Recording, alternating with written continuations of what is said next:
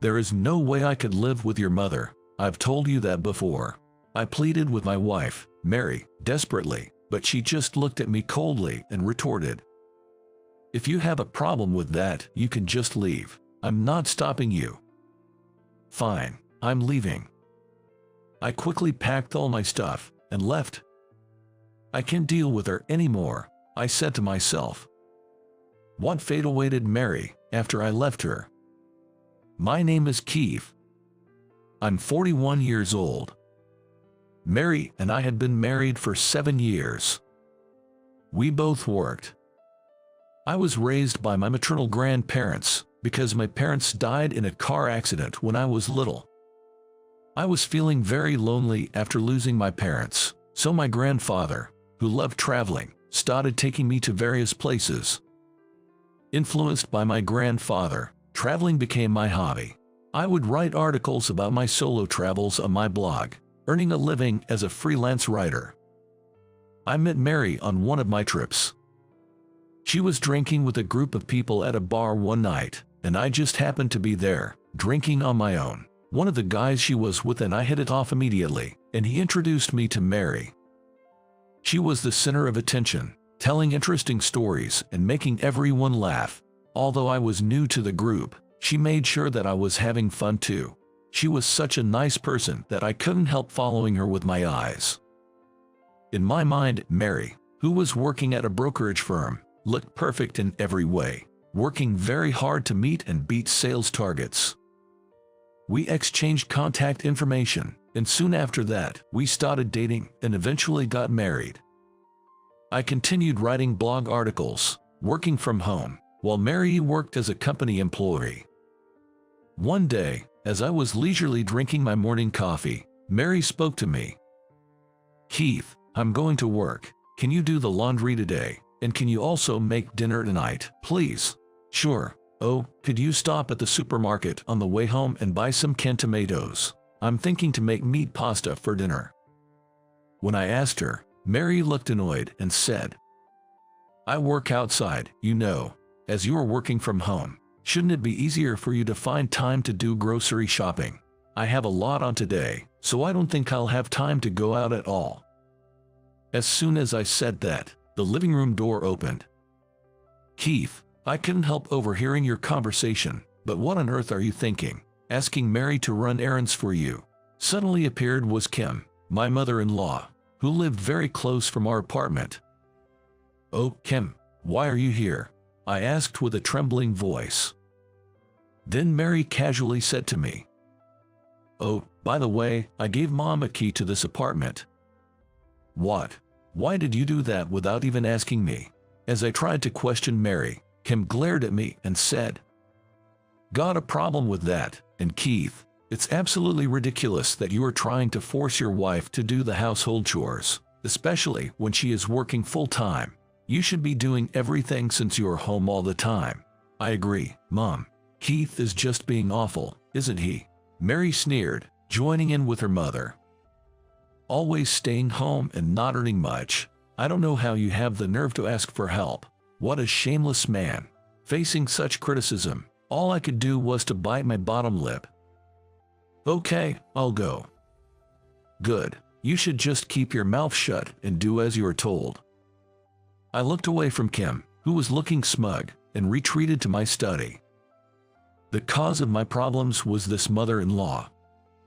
Having been widowed, she lived close by. She took great pride in her only daughter, Mary, a graduate of a top university, and still doted on her.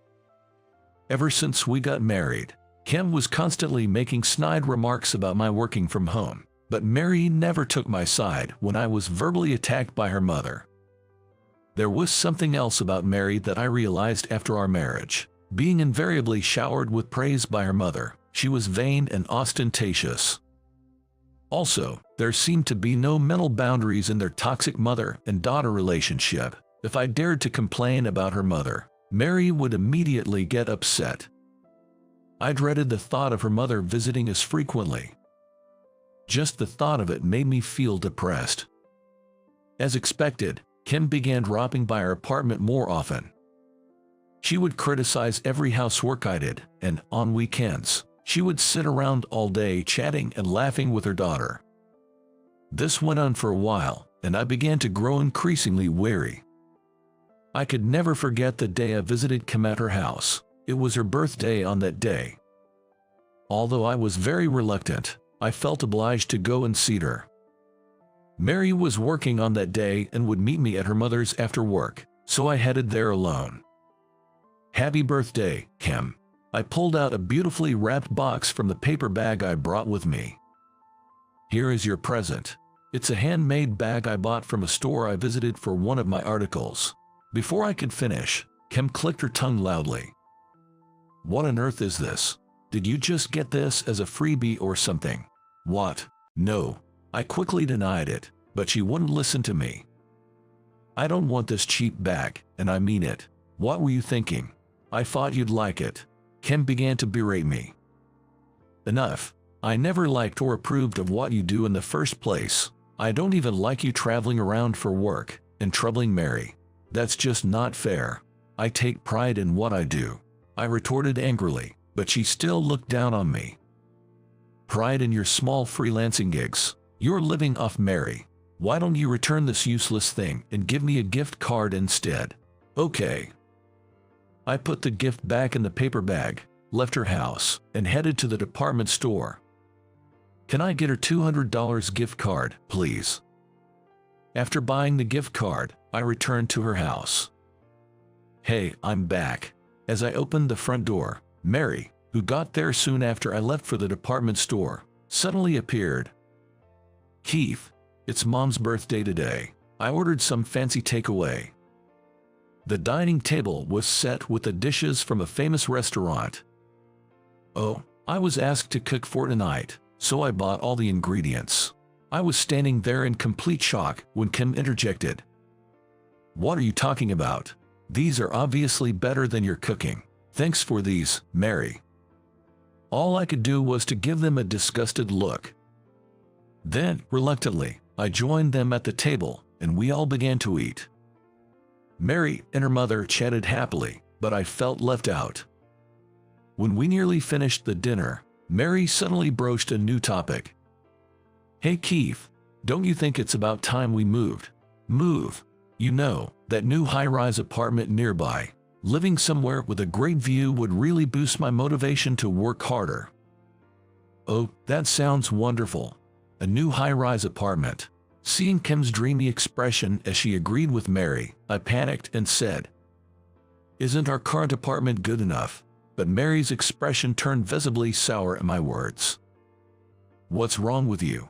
We have enough money to buy that new apartment, so I don't see anything wrong with that." Kim glared at me and said intimidatingly, "As a husband, you should just listen to your wife. She is always right." I was only able to respond with a meek okay. Indeed, moving into a new place might not be a bad idea. I could probably have a bigger study and work more efficiently. And if I made sure not to give Kim a spare key to the new place, things might get better for Mary and myself. I convinced myself of that and agreed to move to the high-rise apartment. While signing all the paperwork, I asked Mary, "Mary, there's something I need you to promise. When we move, can you promise not to give your mother a spare key to the apartment?" "Why? What is your problem? Your mother is always meddling in our business, and my patience is wearing thin. If you are planning to give her the key, I'm not signing these."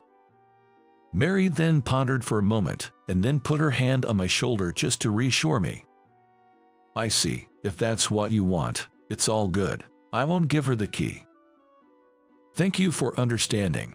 Mary seemed really excited about moving into the high-rise apartment.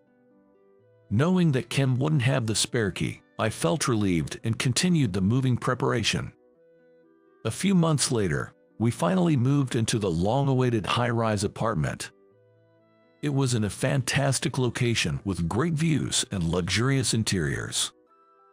I thought I was finally able to enjoy my life with Mary, until the problem emerged again. "Hey, can I invite Mom over today?" "What, didn't you just invite her yesterday?" Mary started wanting to invite her mother over almost every day, which began to stress me out. As a result, the number of our arguments gradually increased. Can you please stop inviting your mother over every day? Why? You made me promise not to give her a spare key, so that's why I'm asking you if it's okay for her to come over. It's not about that. The next day, I had to leave for an overnight business trip for a meeting. As I was leaving home, Mary didn't say much. I got on the plane, headed to my destination, and stayed there for the night. It was hectic, but I managed to finish my work there. I bought some souvenirs for Mary at the airport and went back home. The moment I opened the front door of our place, I noticed something that wasn't there before. There was an ornamental vase on the display shelf.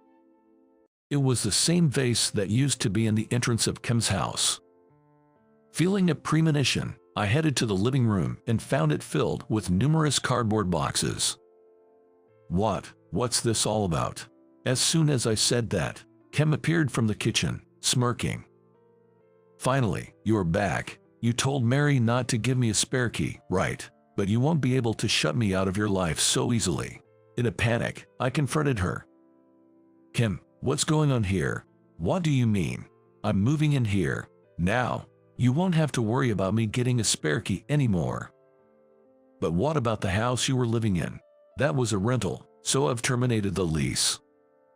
I felt dizzy as she spoke triumphantly. Mary must have heard our conversation. She came out of the kitchen to see what was going on and gave me a puzzled look. Oh, honey, you're back. What is this all about? I didn't agree to any of this, Mary answered, scratching her head in annoyance. I don't see any problem with that. We have spare rooms anyway. There is no way I could live with your mother. I've told you that before. I pleaded with her desperately, but she just looked at me coldly and retorted, if you have a problem with that, you can just leave. I'm not stopping you. Are you serious? I'm dead serious. If you don't like it, we'll just have to get a divorce. Yeah, I will live here with Mary, so just find yourself somewhere else to live. Both Mary and her mother looked at me as if it was an obvious thing to do. I couldn't take this any longer. I couldn't believe they were trying to kick me out of the apartment. If this was what a family was like, I didn't want one. Grinding my teeth in frustration, I told them in an extremely calm tone. Fine, I'm leaving. Good. Pack your things and leave. I don't know how you're going to survive on your own though. All I could hear while packing my stuff was Kim's loud laughter. Mary avoided making an eye contact with me. Mary, is this really what you want? Then Mary looked at me, smirking, and said, you'll probably be coming back within a few days anyway. You really need to calm down a bit. I left our high-rise apartment without even saying goodbye to them. All right, I'll make an appointment to see a divorce lawyer. I didn't want to see both Mary and her mother ever again. A month later, I was relaxing in my new rental apartment when the intercom started ringing insistently. Hello. Hey, it's me. Open this door right now. The intercom monitor showed my red-faced mother-in-law, and I could barely see Mary, standing behind her. I thought about ignoring them, but decided to let them into my apartment so as not to disturb the neighbors. What can I do for you? When I asked Kim, a troubled look on my face, she snapped. We have received a letter from your lawyer, so we are here to clarify. What does it mean by you have to leave the high-rise apartment? That means exactly what it said. That place has already been sold, so you need to leave. Kim's eyes widened in shock. Sold? But that apartment belonged to Mary, didn't it? You can't just sell something that's not even yours. What are you talking about? That high-rise apartment was in my name in the first place, and I paid for it. What? Kim looked at me, then at Mary, who stood there, pale-faced and shaking. Is that true? I sighed deeply and looked straight at Mary. Mary, didn't you tell her? Mary remained silent, avoiding eye contact with me. I turned to my still confused Kim. Once you called me a gold digger, but I don't think you really know who I am and what I do. I am the founder of a certain travel blog, and occasionally appear in magazines and on TV. What? Magazines? TV? Kim's mouth fell open as she stared at me. I continued in an even tone.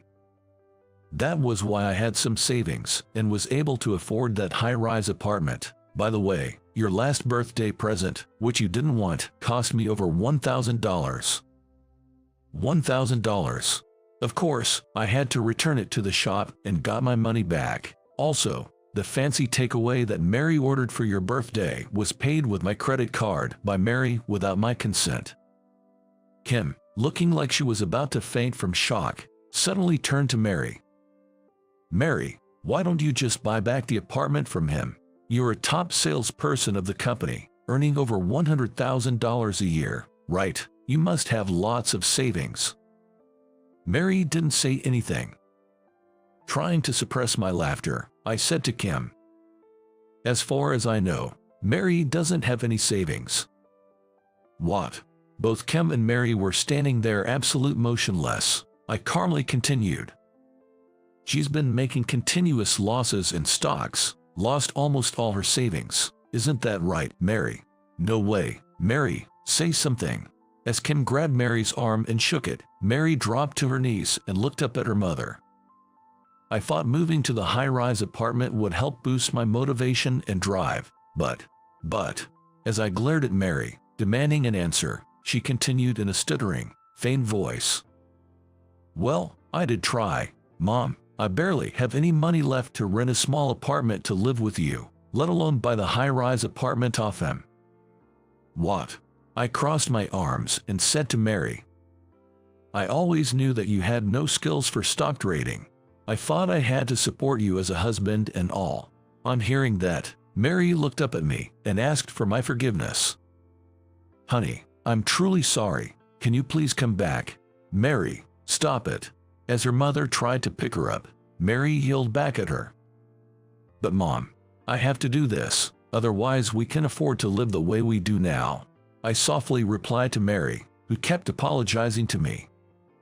Look at me. She became silent, her eyes filled with hope. I continued in a gentle voice. You never helped me with housework, just because I was working from home and you weren't. That is, well, I'm really sorry. Ignoring her apology, I went on. You told me to leave, and the reason why you could say such a thing to me was because you looked down on me, right? And when I actually did leave you, you freaked out. Am I right? Our marriage is over. Once the separation period is over, I'll file for divorce. I don't want anything to do with you anymore.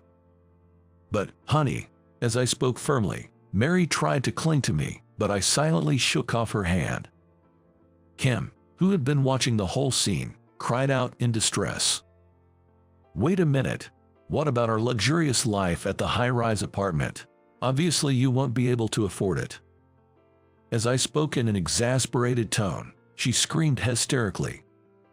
Then, what are we supposed to do now? How about living happily with your beloved daughter? I said this as Kim stood there, gaping. I helped Mary to her feet and led them both out of my apartment.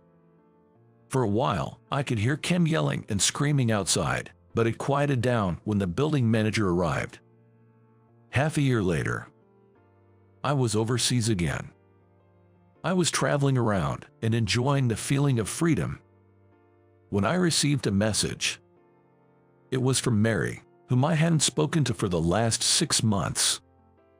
After kicked out of the high-rise apartment, Mary and her mother moved into a crumbling old house. Mary had been working day and night to repay the debts she accumulated from stock trading, and her mother, who had never worked before, started a part-time job at a factory, but they were barely making ends meet. In her message, Mary thanked me for helping her understand how hard it was to earn money. I felt truly compassionate for her, and all of my resentment disappeared. A few days ago, when I returned home for the first time in a while, I went out for a few drinks with Mary.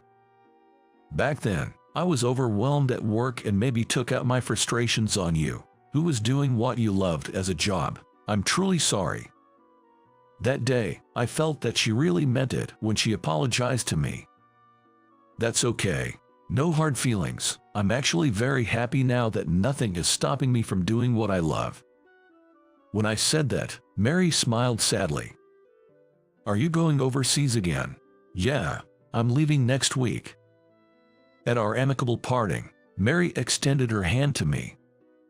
"It is very hard for me at the moment, but I'll try to live my life to the fullest, just like you're doing, Keith. You'll be all right." Then we exchanged a firm handshake. Walking home late at night, I thought to myself that, valuing my work, I wanted to have a happier life and to think with a more positive mindset.